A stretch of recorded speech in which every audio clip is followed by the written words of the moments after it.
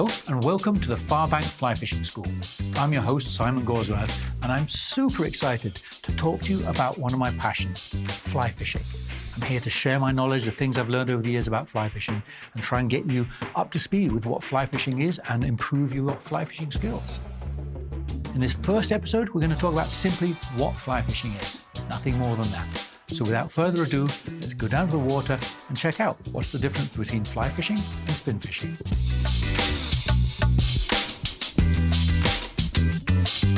The very first thing we're going to take a look at is the difference between conventional gear and fly gear. What is the difference between the two? If you've never fly fished before, then let's explain a couple of very simple things. First of all, in conventional gear, you're going to have a weight on the front end. The weight could be a spinner like this, it could be a piece of weight with a bunch of worms on the end, it could be a bobber, but there's a weight on the end, and when you cast, that weight is what goes out to the fish. And in fly fishing, you have a very small, light little fluffy fly, sometimes a big one, but generally a little fly that has no weight, and that won't cast very well at all. So what casts in fly fishing is this big fat bit of string here called a fly line. That's your weight, and the fly line is what makes your fly get out there to the fish. The other difference is how you try and catch a fish. With spin fishing, the conventional gear, you're normally winding the reel in, and the winding in is what makes the spinner work in the water and attracts the fish. In fly fishing, you don't wind in, only at the end of the day, or when you catch a fish. In fly fishing, you retrieve, you pull in with your hand. It's called a retrieve. I'm going to discuss a bit about that later on. So let's take a look at that. Let's say I'm going to fish my spinning rod and I want to put a fly on the spinning rod, and I've got a fly tied onto the spinning rod here. When I cast it out, you can see there's nothing happening, right? There's no weight in it because the fly has no weight, the line has no weight, so it doesn't go anywhere. It falls pathetically next to me. It doesn't get out to the fish. And now I start casting the fly rod has got this fly line, and this fly line has the weight, and you can see how much easier it goes out with the fly on the end of the fly line. And that's the difference between fly fishing and spin fishing, basically, is that your fly line is your weight.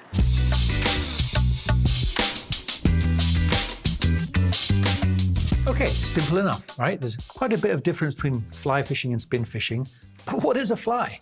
Well, you'll be forgiven for thinking a fly is a fly. You go around the riverbank and pick up a fly on the ground and tie it on the end or hook it on the end. And actually in the old days, and still in certain places like in Ireland, they actually hook a real fly onto a hook and fly fish that way.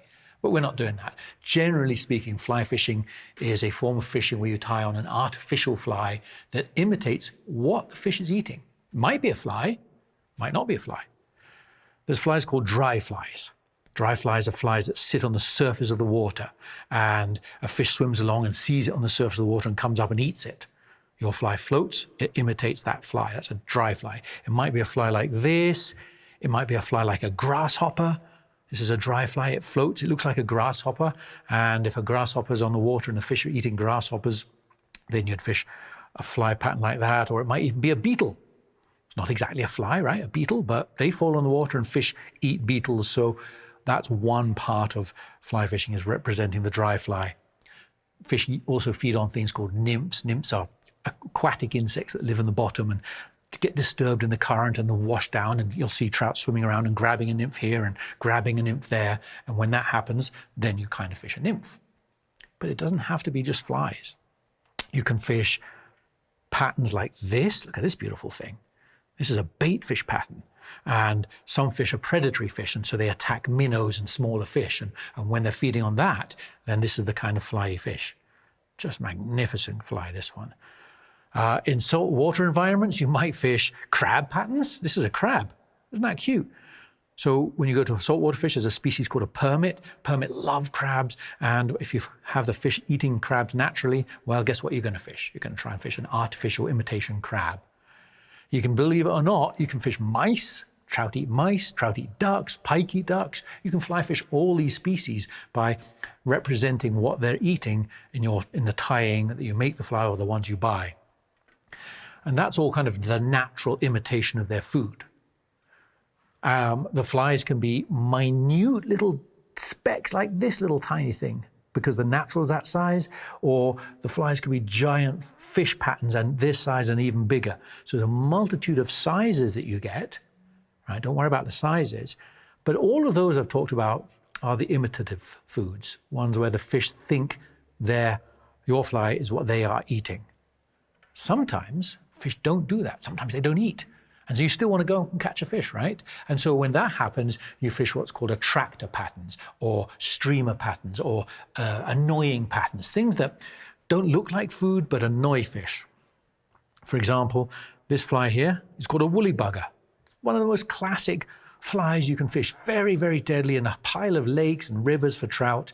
It doesn't look like a fly, it doesn't really look like a fish, it just annoys fish, and you fish it in a manner that would annoy the fish, and the fish swimming along just goes "Rawr," and have a good old slash at it. You've annoyed it. It's not eating, but you've annoyed it. And here's one more example of an attractor pattern. This thing's got a blob, orange blob. Again, doesn't look anything like the natural food, but again, it's something that can stimulate a fish to attack your hook and get on the end of your line. And that's what fly fishing is about. So flies, generally speaking, can be imitative or they can be this kind of attractor pattern. And either way, you'll catch fish with this kind of fly. So generally speaking, what you'll find is you're going to build up a collection of flies, because if you have one fly and go fishing, first of all, it might be the wrong fly. Second, you might lose that fly, and then what do you do? So as you can see in my little box here, I've got a selection of flies that are imitative. These all look like natural things, buggy-looking things in the water that I would take with me. And I've got more than one because, as I said, if I lose one and it's been catching fish, I want more than one. And then on this side, I've got my attractor patterns, ones that if fish aren't feeding, then I'm going to have these. So you'll build up a collection of flies as you evolve through this sport of fly fishing, this wonderful sport of fly fishing. So why? Why would you go fly fishing? Well, before we start about why you're going fly fishing, let me just tell you one thing right out of the gate, and that is fly fishing usually means you're going to catch less fish. You can get more fish spinning, you can get more fish bait fishing, and fly fishing, there are times when you'll catch more fish, but generally speaking, you're not going to catch as many fish. So do keep that in mind. Fly fishing is a culture. It's a lifestyle. It's a choice you make.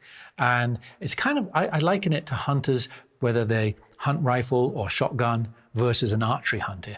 You are choosing to make it more difficult for you. And some people love that.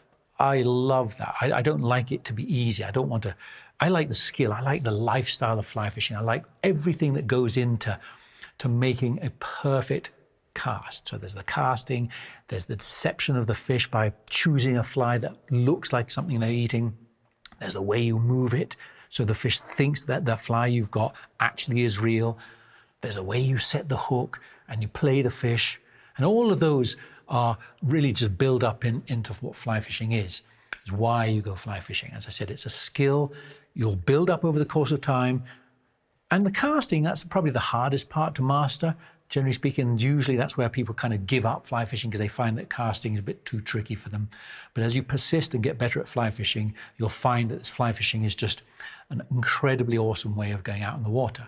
And as you progress through the fly fishing world and you get better and better at fly fishing, you're going to find there's this evolution. And to me, the evolution is go out fishing the first time and you want to catch a fish. Any fish will do. You want to catch a fish. And you catch a fish and you take a photo and you send it off to all your friends and Instagram and social media away. And then, oh, that was great fun. I want to catch another. And then I want to catch another. And then another. And you want to catch as many fish as you possibly can. And that's usually the stage that most people get to after, as a beginner. And then you've caught enough fish. You know where they are, you know how to catch them, how to deceive them. And your next challenge is, okay, I don't want to catch 100 fish this small. I want to catch a beast, a big fish. So your next natural stage is kind of catch the biggest fish possible. And again, believe it or not, with the course of time, you start to understand the habits of big fish and where they lie and where they feed and how to catch them. And you'll start catching big fish and go, okay, I can catch big fish. What's my next step? Oh, I know. What's the hardest fish? I want to make things harder as possible. So I'm going to find a fish that is in a technical situation that isn't just going to require any old cast and any old fly to eat it. I want to catch the most difficult fish. And then the next step, you don't even care if you catch a fish.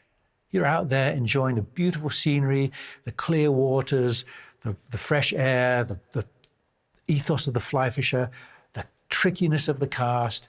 A bonus is a fish, but you can go out for a full day and catch nothing. And plenty of anglers just literally will go out and sit on the riverbank and watch the water for ages, hours, waiting for a fish. And if there's no fish rising, hey, You've had a beautiful day out there in the water, just watching the water and watching the world go by and relaxing. And that's one of those beautiful things about fly fishing. Anyway, enough of my high horse about why I like fly fishing. As I said, it's a huge passion of mine. I hope it becomes a passion of yours. And to do so, you've got to learn and progress through fly fishing's steps. And that's really what this is about. Now, going back to fly fishing, some of the basic fundamentals of fly fishing. One difference between fly fishing and spin fishing is that fly fishing has a leader on the end of the line. Not many other techniques have a leader. Fly fishing has a leader on the end of the line. So why a leader is important for fly fishing is pretty obvious and pretty simple, at least initially. A fly line, as we saw in the casting, is the weight. That means it's going to be quite thick and generally visible. So this is a piece of fly line, it just ends like this. And if I was to cast this and get it near a fish, the fish would certainly see this and scare because it's highly visible. It's not really camouflage or hidden. Even more obvious than that is the fact that you can't tie a fly onto the end of a fly line, right? You can't get it through. Even a big fly like this, you can't tie on because, of course, the fly line's way thicker than the eye of the fly's diameter. So for those two reasons, you want to do something. You want to attach a leader. And a leader, as you can see in this one, if I pull it off, I've got a leader here, it's, I don't know, 8 or 9 foot long. And you can see that I've got the same fly line that ends in a big, colorful end. And then I tie on a leader. And you'll note that this leader is pretty fat, right? To start off with, it's a fat lead, and you go, oh, well, that's going to be pretty visible to the fish. And how am I going to tie my fly onto that because it's so fat? Well, generally speaking, leaders are tapered. And as you get towards the front end, that leader gets thinner and thinner, less visible to the fish, and much easier to thread the fly on because it's much thinner. So leaders are tapered, and there's a reason for the tapering. And they mean that A, they're less visible to the fish so the fish don't see them. B, much easier to thread the hook on and get your fly through the end of the line because, of course, it's thinner. And C, perhaps more important than that, is if you were to cast a fly line without a leader on. There is so much weight in the front end of the fly line here that as the line unrolls, that line will just turn over with a heavy plop, just turn over with a huge amount of speed and land on the water with a big impact and scare all the fish away. Utterly useless. So when you put a leader on, and this is why that leader is tapered from fat to thin, is the leader unrolls and gets softer and slower and lands beautifully and gently on the water. So a leader is very, very essential for tying your fly on, for not having the fish see it, but also for the presentation of your flies as they land on the water. And once your flies are on the water, well, then you've got to do something with it. And another way that fly fishing differs from spinning is the way you retrieve the line and pull the fly and basically what you do with a fly line.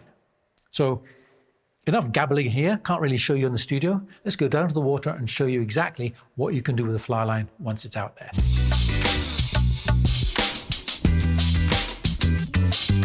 One of the other differences between fly fishermen and conventional fishing is that your casting style has a different type of option. One option is what's called false casting. Got my mate Tegan fishing behind me here, and what you can see is that he's casting the fly out, retrieving it back, and then making 3 or 4 casts to get it back out again.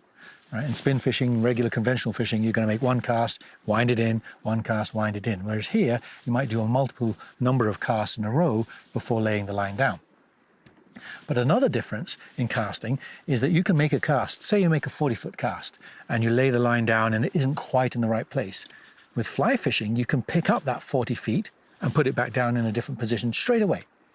Once again, with conventional fishing, you're going to have to wind it all the way back in again before you can make that cast and retarget. So those are your 2 main casting differences between fly fishing and conventional fishing. And part of that technique is when you've landed the fly down in the water, you're actually going to retrieve the fly, you're going to pull the fly in, or you're going to push the fly out and give it slack. And really the essence of that is you're trying to imitate something the fish wants to eat. There's flies in the water like minnows. There's not really a fly, but that swims in the water. Sometimes you'll fish a fly, looks like a minnow, called a fly, and you're going to try and imitate the way a minnow would swim underwater. Sometimes you're going to find a fly floats down on the surface of the water. That's called a dry fly. And your fly, if you're trying to represent that, has to do the same. Sometimes it drifts underwater. It's a fly called a nymph. Nymphs live in the water and they cling to the bottom, and then sometimes they're washed down by the current. Your fly needs to imitate that too. So there's a lot of technique in your fishing that you're trying to do with your left hand, whether it's pulling in, which is called a retrieve, or letting line out, which is called feeding slack. And that all you're trying to do is imitate something the fish is going to eat. And once you've got the fly fishing right and a fish actually grabs it, then you've got to set the hook. And that is something we need to talk about.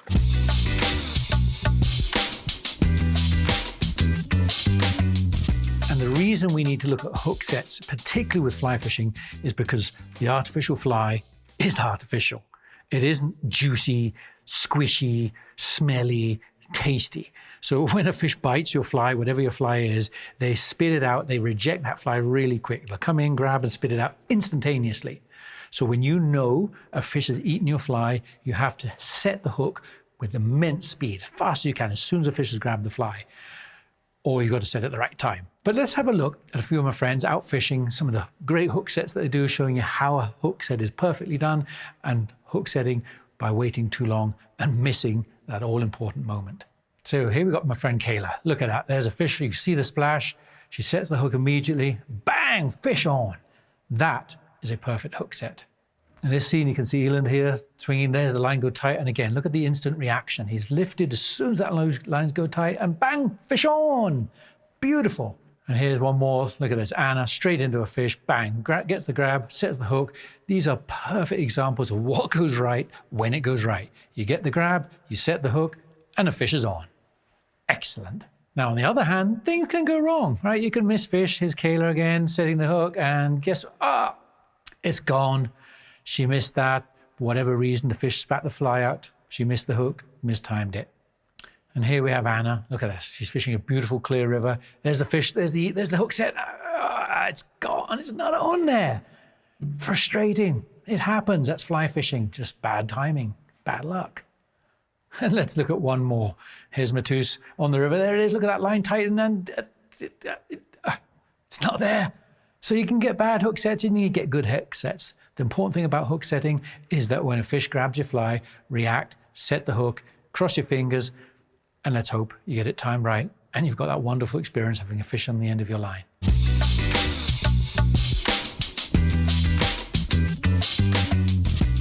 And really, that's fly fishing in a nutshell.